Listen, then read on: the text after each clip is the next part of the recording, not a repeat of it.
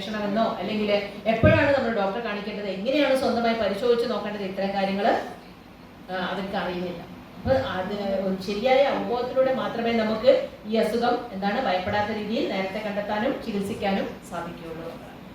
അപ്പൊ നോക്കുകയാണെങ്കിൽ ഈ കാരണങ്ങൾ നമ്മൾ എന്തിനാണ് നോക്കുന്നത്? ഈ കാരണങ്ങളെ നമുക്ക് പ്രതിരോധിക്കാൻ പറ്റുന്നവയുണ്ടോ, അല്ലെങ്കിൽ ഏതെങ്കിലും രീതിയിൽ നമുക്ക് എന്തെങ്കിലും ചെയ്യാൻ പറ്റുന്ന കാര്യങ്ങളുണ്ടോ എന്ന് അറിയാൻ വേണ്ടിയിട്ടാണ് നമ്മൾ കാരണങ്ങൾ എന്താണ് എന്നുള്ളത് നോക്കുന്നത്. പക്ഷെ ബ്രസ്റ്റ് ക്യാൻസറിനെ സംബന്ധിച്ചിടത്തോളം കൂടുതൽ കാരണങ്ങൾ അല്ലെങ്കിൽ കൂടുതൽ സാധ്യതാ ഘടകങ്ങൾ നമുക്കൊന്നും ചെയ്യാൻ പറ്റാത്ത കാര്യങ്ങൾ.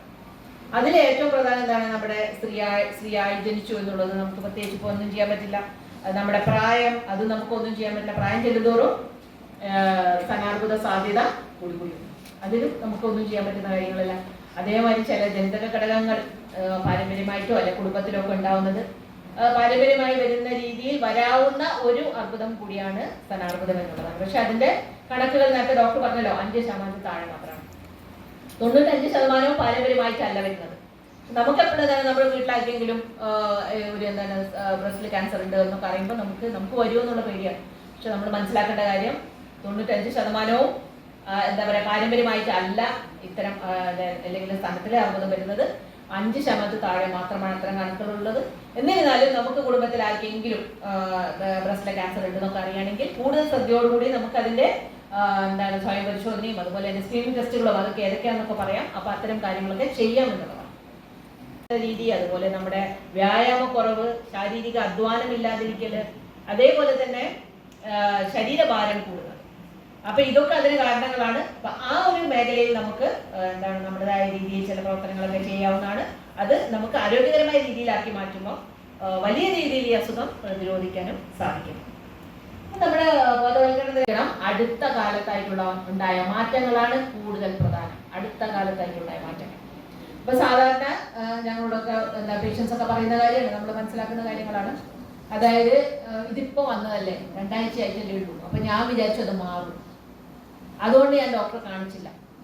അല്ലെങ്കിൽ ചില ആൾക്കാർ പറയുന്നതാണ്, ചില ആൾക്കാർക്ക് അതിലും പേടി എന്താണ്, എനിക്ക് 10 കൊല്ലമായിട്ട് മുഴയുണ്ട്, അത് ക്യാൻസർ ആവുമോ, നിന്ന് ക്യാൻസർ ആവുമോ എന്നാണ് ആലോചിക്കുന്നത്.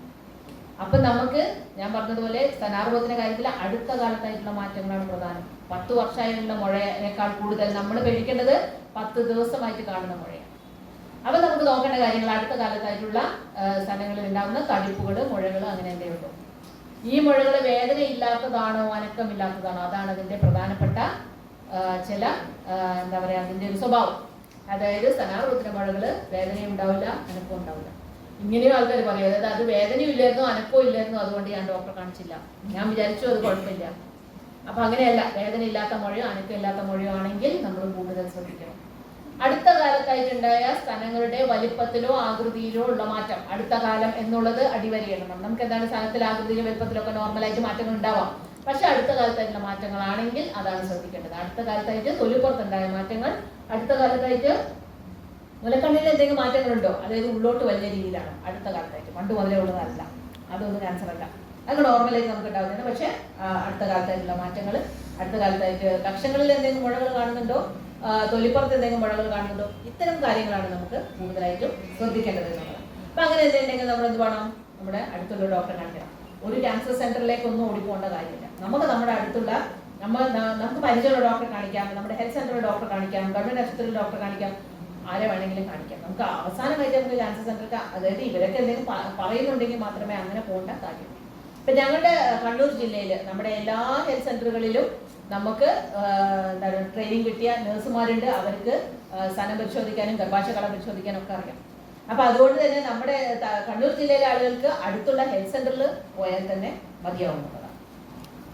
അപ്പം ആരോഗ്യം അവരുടെ ഉത്തരവാദിത്തമായിട്ട് കാണണം. നമ്മുടെ നാട്ടിലൊക്കെ സ്ത്രീകൾ പറയും, എന്നെ ആരും നോക്കുന്നില്ല, എനിക്ക് എന്തെങ്കിലും ആരും കാണുന്നില്ല എന്നൊക്കെ. പക്ഷെ അതുകൊണ്ടൊന്നും കാര്യമില്ല. നമ്മുടെ ആരോഗ്യം നമ്മുടെ ഉത്തരവാദിത്തമാണ്, നമ്മൾ തന്നെയാണ് അതിനെ നോക്കി നടത്തേണ്ടത് എന്നുള്ളതാണ്. അപ്പൊ അതിന്റെ ഒരു ഭാഗമാണ് ഈ സ്വയം സ്ഥാനാർബുദം. അപ്പൊ എന്താണ് 2 കാര്യങ്ങളാണ്. ഒന്നെന്താണ്, സ്വന്തം സ്ഥലങ്ങളിൽ എന്തൊക്കെ മാറ്റങ്ങൾ നോർമലായിട്ടുണ്ടെന്ന് മനസ്സിലാക്കാം. രണ്ടാമത്തെ എന്താണ്, എന്തെങ്കിലും പുതിയ മാറ്റങ്ങൾ ഉണ്ടെന്ന് മനസ്സിലാക്കാം. അപ്പൊ ഇത് പറയാൻ കാരണം ഞങ്ങളുടെ തന്നെ എക്സ്പീരിയൻസ് ആണ്. അവിടെ വരുന്ന പേഷ്യൻസ് പറയുന്ന കാര്യമാണ്. അതായത് എന്തെങ്കിലും മുഴ എന്തെങ്കിലും ലക്ഷണമായിട്ട് അവർ വരുമ്പോൾ നമ്മൾ ചോദിക്കുമല്ലോ, നിങ്ങൾ എന്താ മുന്നേ കാണിക്കാൻ, ഇത് കുറച്ച് വലുതായി പോയില്ലേ, എന്താ അതിന് മുമ്പ് കാണിക്കാത്തതെന്ന് ചോദിക്കുമ്പോൾ അവർ പറയുന്ന കാര്യമാണ്, എന്താണ് ഞാൻ വിചാരിച്ചത് പണ്ടേ ഉള്ളതായിരുന്നു, ഇതിങ്ങനെ പുതിയതായി വന്നതെന്ന് എനിക്ക് മനസ്സിലായില്ല. മനസ്സിലാവാതിരിക്കാൻ കാര്യം എന്താണ്? അവർ പരിശോധിച്ച് നോക്കുന്നില്ല. അപ്പൊ നമ്മുടെ ശരീരത്തിന് അറിയണം നമ്മുടെ ശരീരത്തിൽ നോർമൽ ആയിട്ടുള്ളത് എന്താണ് എന്നുള്ളത് നമ്മൾ അറിയണം. അപ്പോൾ മാത്രമേ പുതിയ മാറ്റങ്ങൾ വേഗം തന്നെ ഒന്ന് പരിശോധിക്കാം. എവിടെയും പോകേണ്ട ആവശ്യമില്ല, ഒന്നും തന്നെ. അപ്പൊ സ്വയം പരിശോധന നമ്മുടെ നാട്ടില് നമ്മുടെ ഒരു സന്ദർഭം സാഹചര്യം അനുസരിച്ച് വളരെ പ്രധാനപ്പെട്ട കാര്യമാണ്. നമ്മൾ പാശ്ചാത്യ രാജ്യങ്ങളിലൊക്കെ നോക്കുകയാണെങ്കിൽ അവിടെ ഇതൊന്നും വേണ്ട. അവർക്ക് മാമോഗ്രാഫി ടെസ്റ്റ് ഗവൺമെന്റ് തന്നെ എന്താ പറയാ ഫ്രീ ആയിട്ടൊക്കെ ചെയ്തു കൊടുക്കുന്ന ഒരു അവസ്ഥയുണ്ട്. അവരൊക്കെ സമ്പന്ന രാജ്യങ്ങളാണ്. അപ്പൊ നമ്മുടെ രാജ്യത്തിൽ അതൊന്നും നടക്കാത്തത് നമുക്ക് നമ്മുടെ എന്താ പറയാ ഇന്ത്യ പോലത്തെ രാജ്യങ്ങളിലൊക്കെ നമ്മുടെ സമ്പദ്ഘടനയൊക്കെ അങ്ങനെയാണുള്ളത്. അപ്പൊ അതുകൊണ്ട് തന്നെ നമുക്ക് നല്ല ജനസംഖ്യ ഉണ്ട്. അപ്പൊ ഇത്രയും ആളുകളെ ആ രീതിയിൽ സ്ക്രീൻ ചെയ്യാനും നമുക്ക് സാധിക്കില്ല. അപ്പൊ അതുകൊണ്ട് തന്നെ നമ്മൾ സ്വന്തം പരിശോധിക്കുക എന്നുള്ളത് നമ്മുടെ ഒരു ആവശ്യമാണ്. അറിഞ്ഞിരിക്കേണ്ട ഒരു കാര്യമാണ്. സ്വന്തമായിട്ട് എങ്ങനെയാണ് പരിശോധിക്കുക, അതിന്റെ ശരിയായ രീതി എന്താണ്, എങ്ങനെയാണ് പരിശോധിക്കേണ്ടത് എന്നുള്ളത്. അങ്ങനെ രണ്ടാമത്തെ ഒരു രീതി എന്ന് പറയുന്നത് നമുക്ക് ഒരു ഡോക്ടറെ കൊണ്ട് പരിശോധിപ്പിക്കാം. അല്ലെങ്കിൽ ഇപ്പൊ ഞങ്ങളുടെ കണ്ണൂർ ജില്ലയിൽ പറയുന്നത് നമുക്ക് ഒരു ആരോഗ്യ പ്രവർത്തകനെ കൊണ്ട് പരിശോധിപ്പിക്കാം. മൂന്നാമത്തേത് മാമോഗ്രാഫി ടെസ്റ്റ്. ആ ഒരു ടെസ്റ്റിന്റെ പേര് നമ്മൾ ആലോചിക്കാം. കാഞ്ഞങ്ങാട് ആശുപത്രിയിലൊക്കെ ഈ മാമോഗ്രാഫി ടെസ്റ്റ് ലഭ്യമാണ്. അപ്പൊ ഈ മാമോഗ്രാഫി ടെസ്റ്റ് എന്ന് പറയുന്നത് നമ്മുടെ ഒരു സ്ക്രീനിങ്ങിന്റെ ഭാഗമായിട്ട്, അതായത് ലക്ഷണങ്ങളൊക്കെ വരുന്നതിന് മുമ്പ് തന്നെ അസുഖം കണ്ടെത്താനുള്ള ഒരു മാർഗമാണ് മാമോഗ്രാഫി എന്നുള്ളത്. അപ്പം 40 വയസ്സിന് മുകളിലുള്ള സ്ത്രീകൾക്കൊക്കെ തന്നെ മാമോഗ്രാഫി ടെസ്റ്റ് ചെയ്യാവുന്നത്. അപ്പൊ സ്വന്തം പരിശോധിക്കാം. ഇനിയിപ്പോ മാമോഗ്രാഫി ചെയ്യണമെങ്കിൽ നമുക്ക് എന്താണ് അതുള്ള സ്ഥലത്ത് പോകണം. ഡോക്ടറെ കാണാൻ നമുക്ക് ലക്ഷണങ്ങളൊക്കെ വന്നതിന് ശേഷം മാത്രം കണ്ടെത്താൻ പറ്റുന്നതാണ്. നമ്മളിപ്പോ പാൻക്രിയാസ് ഗ്രന്ഥിയിലെ ക്യാൻസർ, കരളിലെ ക്യാൻസർ, ഇതൊന്നും നമുക്ക് നേരത്തെ കണ്ടെത്താൻ മാർഗങ്ങളൊന്നുമില്ല. നമ്മളെന്താണ് ഇതിന്റെ ലക്ഷണം വരുമ്പോൾ ഡോക്ടറുടെ അടുത്ത് പോകുമ്പോഴേക്കും, അപ്പൊ ആ ലക്ഷണം വന്ന് ഡോക്ടറുടെ അടുത്ത് നമ്മൾ എത്തുമ്പോഴേക്കും അത് ചിലപ്പം കുറച്ച് അധികമായി പോയിട്ടുണ്ടോ. അപ്പൊ അങ്ങനത്തെ അസുഖങ്ങളെ നമുക്ക് സുഖപ്പെടുത്താൻ പറ്റുമോ ഇല്ലയോ എന്നുള്ളത് നമ്മൾ അന്നേരം ഏത് സ്റ്റേജിൽ കണ്ടെത്തുന്നു അതിനനുസരിച്ചിരിക്കും. പക്ഷെ സ്തനാർബുദം എന്ന് പറയുന്നത് നമുക്ക് വളരെ നേരത്തെ വളരെ സിമ്പിൾ ആയിട്ട് കണ്ടെത്താൻ സാധിക്കും. അവ നേരത്തെ കണ്ടെത്തിയാൽ എന്താണ് വളരെ സിമ്പിൾ ആയിട്ട് ചികിത്സിക്കാൻ സാധിക്കും. അപ്പൊ ചികിത്സ എന്ന് പറയുമ്പോൾ മുഴ മാത്രം എടുത്തു മാറ്റുന്ന രീതിയിലുള്ള ചെറിയ ചികിത്സയായിരിക്കും. അപ്പം ചികിത്സാ രീതി കുറയുമ്പോൾ നമ്മുടെ ചെലവുകൾ കുറയും, ആശുപത്രിയിൽ പോക്ക് വരവ് കുറയും, ആശുപത്രിയിലെ താമസം കുറയും, അങ്ങനെ ഒരുപാട് കാര്യങ്ങൾ. അത് മാത്രമല്ല അസുഖം പൂർണ്ണമായിട്ടും മാറ്റാൻ പറ്റും. അപ്പൊ അത്രയും കാര്യങ്ങൾ നമുക്ക് നേരത്തെ കണ്ടെത്തിയാൽ ഉള്ള ഗുണങ്ങളായിട്ട് തന്നെ ഉണ്ട്. അപ്പൊ എന്നിട്ട് നമ്മുടെ ആൾക്കാർ സ്വതവേ എന്താണ് എന്തെങ്കിലും കണ്ടെത്തിയിട്ടുണ്ടെങ്കിൽ നമ്മൾ സംശയം തോന്നിയാൽ പോലും ആരോടും പറയൂല, ചിലപ്പം എവിടെയും കാണിക്കൂല്ല, നമ്മൾ പേടിച്ചങ്ങനെ ഇരിക്കും. അപ്പൊ അങ്ങനെ ഇരുന്നിട്ട് എന്താ കാര്യം? ഇത് നമുക്ക് ഇപ്പൊ ഏത് സ്റ്റേജിലാണുള്ളത് അതിനെക്കാട്ടും കൂടി പോവുക മാത്രമേ ഉള്ളൂ. അപ്പൊ നമുക്ക് സമയം കളയാതിരിക്കുക എന്നുള്ളത് ക്യാൻസറിനെ സംബന്ധിച്ചിടത്തോളം വളരെ പ്രധാനപ്പെട്ട ഒരു ഘടകമാണ് എന്നുള്ളതാണ് നമുക്ക് നോക്കാം. ഏത് വയസ്സ് വരെ പരിശോധിക്കണം അതില്ലെന്ന് പറഞ്ഞില്ല. ഇപ്പൊ എന്തുകൊണ്ടാ പറയാത്തത്?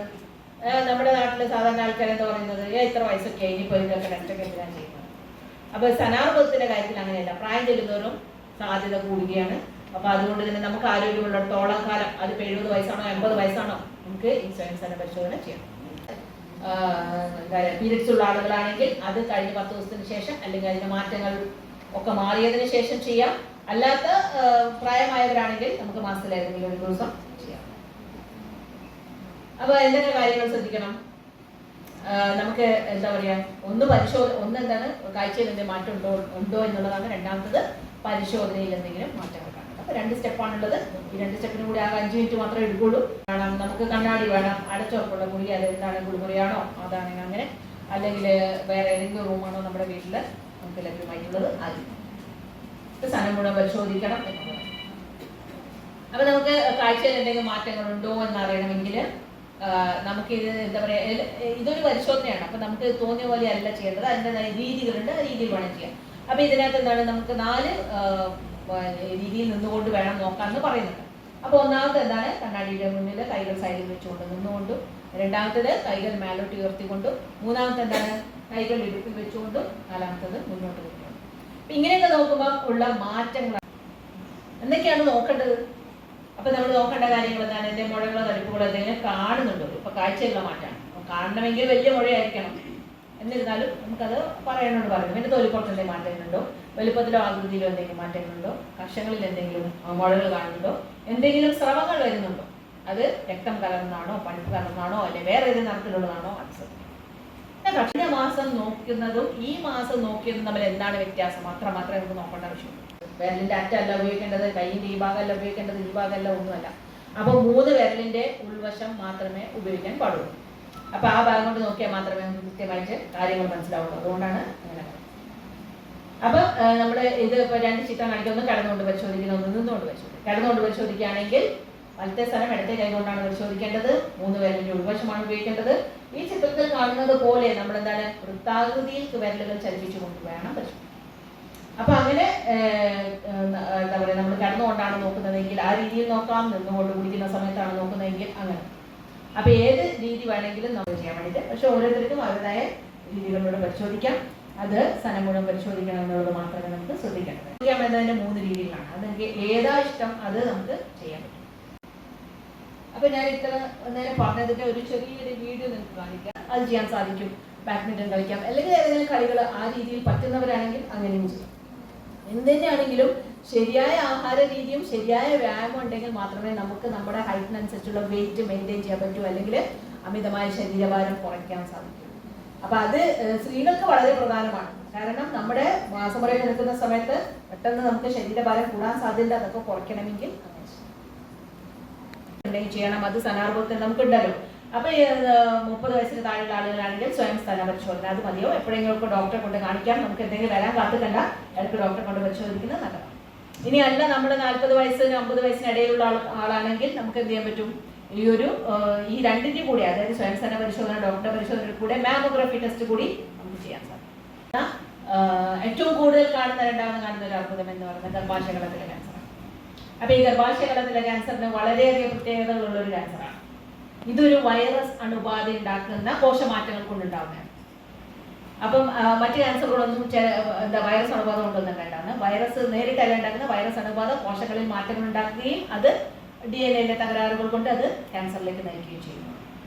അപ്പൊ ഒന്ന്, അതൊരു വൈറസ് അണുബാധ കൊണ്ട് ഉണ്ടാക്കുകയാണ്. രണ്ടാമത് എന്താണെന്ന് വെച്ചാൽ ഇത് ഈ ക്യാൻസറായി മാറുന്നതിന് എത്രയോ മുമ്പ് ഈ വൈറസ് ഉണ്ടാക്കുന്ന കോശമാറ്റങ്ങൾ തിരിച്ചറിയാനുള്ള ടെസ്റ്റ്, വളരെ സിമ്പിൾ ആയിട്ടുള്ള ടെസ്റ്റ് ഉണ്ട്. എവിടെയും കിട്ടുന്ന ഒരു ടെസ്റ്റാണ് പാപ്സ്മിയർ ടെസ്റ്റ് എന്നതിന്റെ പേര്. ഞങ്ങൾക്ക് കണ്ണൂർ ജില്ലയിലെ എല്ലാ ഹെൽത്ത് സെന്റേഴ്സിലും ഇതുണ്ട്. കാസർഗോഡ് ജില്ലത്തെ കാര്യം അറിയില്ല, അവിടെ ഉണ്ട്. ഇവിടെയും ആരോഗ്യാനത്തിന്റെ ഭാഗമായിട്ടായിട്ടുള്ള നീക്കങ്ങൾ ഉണ്ടായിട്ടുണ്ട്, ഉണ്ടാവണം, അതാണ്.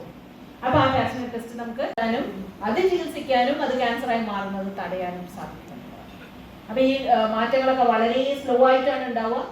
10-15 വർഷം കഴിഞ്ഞാലായിരിക്കും നമുക്ക് ഈ ഒരു അസുഖം വരുന്നത്. അപ്പൊ നമുക്ക് എന്നോ വരാൻ പോകുന്ന അസുഖമാണ് നമ്മൾ ഇന്നേ അതിനെ ഇല്ലാതാക്കാൻ ശ്രമിക്കുന്നത്. ഒരു കുത്തിവയ്പ്പിലൂടെ നമുക്ക് ഈ ക്യാൻസർ ഇല്ലാതാക്കാം. കുത്തിവയ്പ്പ് എടുക്കേണ്ടത് വലിയ മുതിർന്ന സ്ത്രീകളല്ല, കുത്തിവയ്പ്പ് എടുക്കേണ്ടത് ചെറിയ കുട്ടികളാണ്. അപ്പൊ അതിന്റെ പ്രായം ഞാൻ പറയും. അപ്പൊ ഇതിന്റെ ഞാൻ പറഞ്ഞ പോലെ വൈറസ് അണുബാധ, വൈറസിന് പല വകഭേദങ്ങളുണ്ട്. അതിൽ ഏറ്റവും കൂടുതലായിട്ട് ക്യാൻസർ ഉണ്ടാക്കുന്ന ചില വകഭേദങ്ങൾ 16, 18 ആ വകഭേദങ്ങളാണ് ഏറ്റവും കൂടുതൽ ക്യാൻസർ ഉണ്ടാക്കുന്നത്. അപ്പൊ ഇതിന്റെ ലക്ഷണം എന്ന് പറയുന്നത്, ഞാൻ ഉദ്ദേശിച്ചത് നമ്മൾ ലക്ഷണത്തിന് മുന്നേ കണ്ടുപിടിക്കണമെന്നാണ്. എന്നിരുന്നാലും ലക്ഷണങ്ങൾ എന്ന് പറയുന്നത് നമുക്ക് അനിയന്ത്രിതമായ രക്തസ്രാവം ഉണ്ടാവുക, നമ്മുടെ മാസമുറയ്ക്ക് ഇടയിൽ ഉണ്ടാകുന്ന രക്തസ്രാവം, അല്ലെങ്കിൽ മാസമുറ നിന്ന സ്ത്രീകളില് അവർക്ക് നിന്നിട്ടൊരു 3-4 വർഷമായി പെട്ടെന്ന് രക്തസ്രാവം വേണമെന്നൊന്നുമില്ല, ചെറിയ രീതിയിലാണെങ്കിൽ പോലും നമ്മളത് ശ്രദ്ധിക്കുകയും ഡോക്ടറെ കാണിക്കുകയും വേണമെന്നുള്ളത്. അത് ചിലപ്പോൾ ഗർഭാശയകള ക്യാൻസറിന്റെ ലക്ഷണമാണ്. അപ്പൊ ഈ ഒരു ടെസ്റ്റാണ് നമ്മൾ ചെയ്യുന്നത്. പാപ്പ് ടെസ്റ്റ് നിങ്ങൾ കേട്ടിട്ടുണ്ടാവും, ഒരിക്കലും പാപ്പ് ടെസ്റ്റിനെ പറ്റി കേട്ടിട്ടില്ലായിരിക്കും. അപ്പൊ ഈ പാപ്പ് ടെസ്റ്റ് ആരാണ് 30 വയസ്സിന് മുകളിലുള്ള സ്ത്രീകൾക്ക് ഇത് ചെയ്യാം.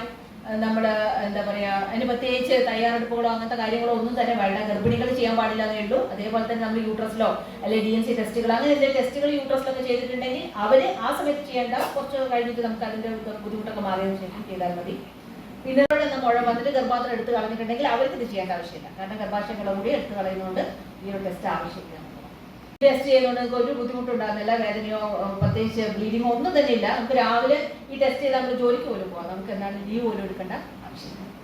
സ്ത്രീകളിൽ വരുന്ന ഒരു അസുഖമാണ് ഈ ഒരു അണ്ഡാശയത്തിലെ ക്യാൻസർ. അപ്പോൾ ഇതിന് നമ്മൾ കണ്ടുപിടിക്കുമ്പോൾ ഏത് സ്റ്റേറ്റ് ആയിരിക്കും അതിനനുസരിച്ചായിരിക്കും അതിന് ചികിത്സകൾ ലഭിക്കുക. പിന്നെ അതേപോലെ ഗർഭപാത്രത്തിലെ ക്യാൻസർ ഉണ്ട്. ഞാൻ നേരത്തെ പറഞ്ഞ എവിടെയാണ് ഗർഭാശയ ഗളത്തിലെ ക്യാൻസർ, അത് മാറിപ്പോകാൻ പാടില്ല.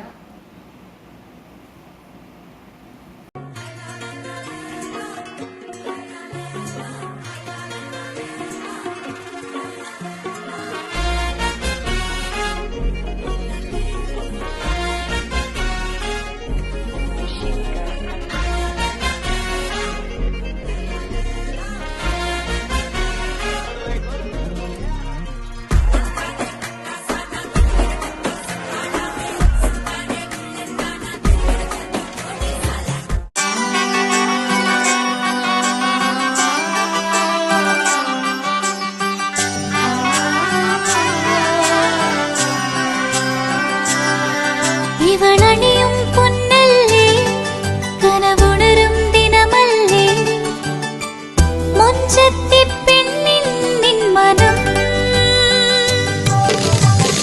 പെണ്ണഴകിനു മിഴിവേകി എന്നെന്നും നിന്നില്ലേ മാറ്റേറും പൊന്നിൻ താരമേ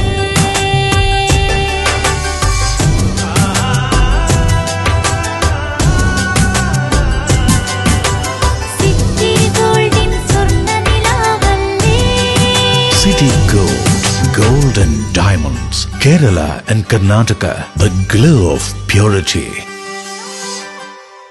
മറിയം ബോഡി ലോഷന് വെല്ലുന്ന ഒരു ലോഷൻ നമ്മുടെ കയ്യിലെത്തിയിട്ടുണ്ട്. അൽ ഫലാജ് പെർഫ്യൂം ഇൻഡസ്ട്രി എന്നുള്ള ബ്രാൻഡിന്റെ മുസ്കാൻ എന്ന് പറഞ്ഞിട്ടുള്ള ഒരു ബോഡി ലോഷൻ ആണ്. ഇതിന്റെ ബോക്സും കാര്യങ്ങളൊക്കെ ഇതാ ഈ രൂപത്തിലാണ്. നല്ലൊരു ഗിഫ്റ്റിംഗ് പ്രസന്റേഷനും കാര്യങ്ങളൊക്കെ കൊടുത്തിട്ടുണ്ട്. ഇവിടെ നല്ലൊരു മുസ്കാൻ എന്ന അറബിയിലെ കാലിഗ്രഫിയും കാര്യങ്ങളൊക്കെ കൊടുത്തിട്ടുണ്ട്. നല്ല ബ്യൂട്ടിഫുൾ ആയിട്ടുള്ള പ്രസന്റേഷൻ കേട്ടോ. ജസ്റ്റ് ഓപ്പൺ ചെയ്തുതരാം. ഈ രൂപത്തിലായിരിക്കും ഇതിന്റെ ഓപ്പണിംഗും പ്രസന്റേഷനും വരുന്നത്. ഇതാണ് മുസ്കാൻ എന്ന് പറഞ്ഞിട്ടുള്ള ബോഡി ലോഷൻ. എന്റെ മോനെ ഇതിന്റെ സ്മെല്ല് സ്നിഫ് ചെയ്യുന്ന വേണം, വേറെ ലെവൽ സ്മെല്ല്. കാരണം മറിയം ബോഡി ലോഷൻ വർഷങ്ങളായിട്ട് ഞാൻ യൂസ് ചെയ്തുകൊണ്ടിരിക്കുന്ന ഒരു ബോഡി ലോഷൻ ആയിരുന്നു. പക്ഷേ മുസ്കാൻ കിട്ടിയതിന് ശേഷം മറിയം ബോഡി ലോഷൻ ഒന്നുമല്ല ചെയ്യുന്ന ഓൾമോസ്റ്റ് ഒരു 99.9% പേരും ഈ ഒരു ഫ്രാഗ്രൻസ് ഇഷ്ടപ്പെടും. കാരണം നല്ലൊരു സ്വീറ്റ് ആയിട്ടുള്ള floral, fruity, vanilla, creamy, candy, milky സ്മെല്ലാണ് മുസ്കാനിൽ വരുന്നത്. വേറെ ലെവൽ സാധനം. ട്രൈ ചെയ്ത് നോക്കി, ഏതായാലും ഡിസപ്പോയിന്റഡ് ആവില്ല. മറിയത്തിനും കാട്ടിയും അത്യാവശ്യം നല്ല ലാസ്റ്റിംഗ് കിട്ടുന്നുണ്ട്. ഇത് നിങ്ങൾ GCCയിലൊക്കെ കുളിച്ച് കഴിഞ്ഞ ശേഷം നെക്കിലൊക്കെ അപ്ലൈ ചെയ്യുക. എന്നിട്ട് ക്ലോത്തും കാര്യങ്ങളൊക്കെ ഇട്ട് നിങ്ങൾ ഓഫീസിലൊക്കെ പോയി തിരിച്ചു വന്ന് നിങ്ങൾ ക്ലോത്ത് ചേഞ്ച് ചെയ്യുന്ന സമയത്തും ഈ ഒരു സ്മെല്ല് GCCയിൽ ഫീഡ്ബാക്ക് കിട്ടിയിട്ടുണ്ടെന്ന് അവർ പറഞ്ഞിട്ടുണ്ട്.